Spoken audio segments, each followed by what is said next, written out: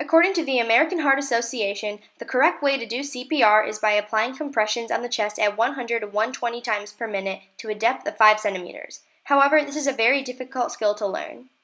So I developed a new CPR simulator that is a cost about $50. I called it IVES. IVES is based on an Arduino microcontroller. I designed a circuit that consisted of a buzzer, an LCD display, and a force sensor. The force sensor is underneath soft material that has bands of rubber on top that gives tension and recoils like a human's chest would. I created a computer program that measures the amount of times the user correctly pushes the chest of the mannequin. I also developed an algorithm that told whether the user passed or failed.